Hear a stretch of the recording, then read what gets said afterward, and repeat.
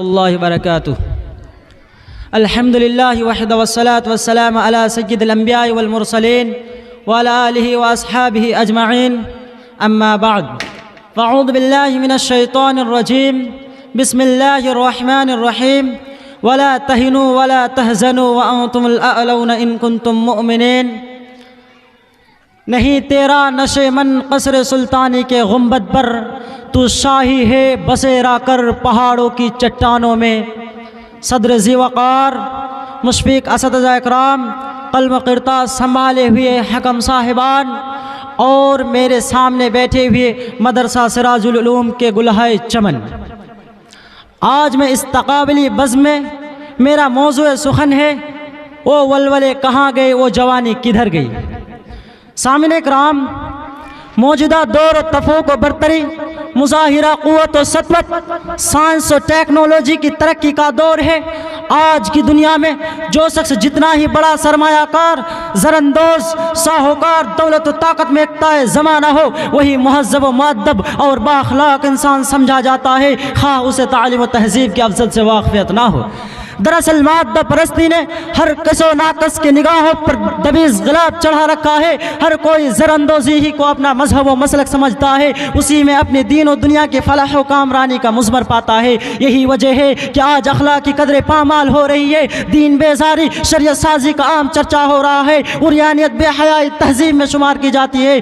दिन ब दिन अपने असलाफ़ किराम से रिश्ता व नाता कटता जा रहा है। फिरंगी तहज़ीब व सक़ाफ़त के हम गिरविदा होते जा रहे हैं। दिन ब दिन अपने असलाफ़ किराम से रिश्ता व नाता कटता जा रहा है। आए दिन इस्लाम का नाम लेकर इस्लाम के साफ शफ़ाफ़ चेहरे पर बदनुमा दाग लगाने की कोशिश की जाती है। अलगर्ज़ अंदर व बाहर हर तरह से इस्लाम को बदनाम करने की कोशिश की जाती है, और हम हैं कि सुकून की सांस ले रहे हैं।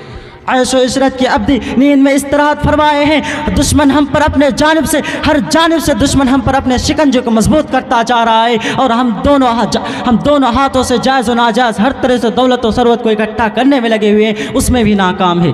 बात यह है कि आज हमने इस्लामी तालीमात से पहलू तही इख्तियार कर लिए है। हमारा ज़मीर मुर्दा हो चुका है, हमारे एहसासात मर चुके हैं, दिल सियाह हो चुके हैं। यही वजह है कि आज दुनिया में कोई हमारी वक़ात न रही।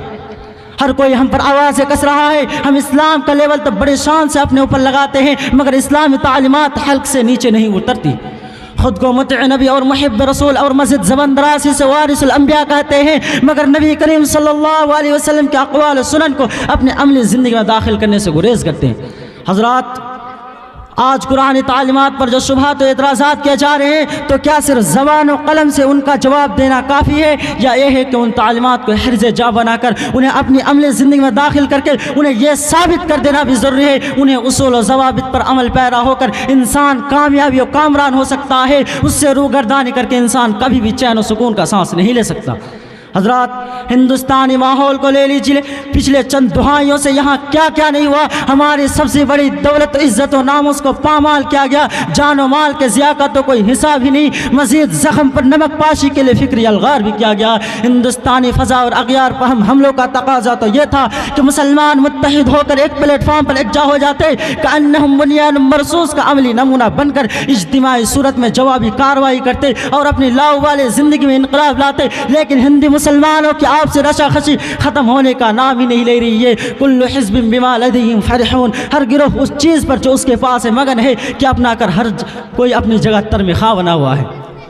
हज़रात, कुरान करीम एक मुकम्मल दस्तूर हयात है, बगैर अमल पैराई की ज़िंदगी नाक़िस है। आज कुरानी तालीमात से बहुत दूरी ही की वजह से हम मजबूर मक़हूर की ज़िंदगी गुजार रहे हैं। हर कोई हमें आज आँख दिखा रहा है, हर कोई हम पर उंगलियां उठा रहा है। आज वह जज्बा ईमानी मुसलमानी हमारे अंदर नहीं रही, जिसकी वजह से दुश्मन इस्लाम सिर्फ हमारा नाम सुनकर दहल जाते थे। इक़्तिदार क़ल्बा, अमन अमान, इज़्ज़त व अफ़ज़ाई के सिलसिले में अल्लाह ताला का वादा अब भी है, मगर हमारे अंदर ईमानी वलवला और अमल सालेह का जोश अरमान बाकी नहीं रहा।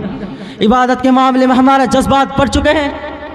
वो 313 मुसलमान ही थे जिन्होंने 1000 लश्करों को शिकस्त खा गया था। वो मुसलमान ही थे जिन्होंने कैसर किस्रा के जौहर जलाल को खाक में मिला दिया था। वो मुसलमान ही थे जिनसे कुफार और अहले किताब कांपा करते थे, जंगों में उनके सामने आने से कतराते थे। मगर आज हम भीगी बिल्ली बने हुए हैं। हम टीपू सुल्तान का नारा तो खूब बुलंद करते हैं, मगर उसके नक्शे कदम पर चलने से कतराते हैं। हज़रत मौलाना अबुल कलाम आज़ाद ने कौम की इसी ज़ब हाली पर कौम को झंझोड़ता था। आज ज़लज़लों से डरते हो, कभी तुम खुद एक ज़लज़ला थे, आज अंधेरे से कांपते हो। क्या तुम्हें याद नहीं रहा तुम्हारा वजूद एक उजाला था? आज बादलों की सेल क्या है, तुमने भीग जाने के खदशे से अपने पंजे चढ़ा लेते हो। वो तुम्हारे असलाफ थे जो समंदरों पर उतर गए, पहाड़ों की छातियों को रोन डाला, बिजली आई तो उन पर मुस्कुरा दिए, बादल गरजे तो उन कहकहाओं से जवाब दिया, सरसर उठी तो रुख फेर दिया, आंधी आई तो उनसे कहा तुम्हारा ये रास्ता नहीं है, ये ईमान की जाकनी है। शहंशाहों के गरीबानों से खेलने वाले खुद आज अपने गरीबानों की तार बीज रहे हैं, खुदा से इस दर्जा गाफिल हो गए हैं, कभी लगता है कभी उस पर ईमान ही ना था।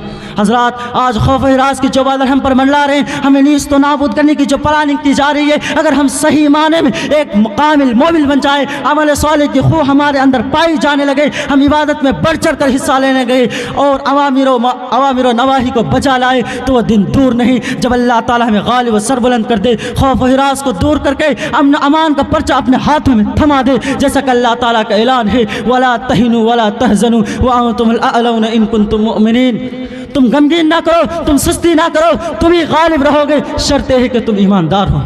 लिहाजा आज हमें अपने अंदर ईमानी क़ुव्वत और ताकत पैदा करने की ज़रूरत है। आज हमें अपने आप को बदलने की ज़रूरत है, इतना बदलने की ज़रूरत है कि हमारे साथ साथ एक नई माहौल हो, एक नई दुनिया हो, एक नई फ़ज़ा हो।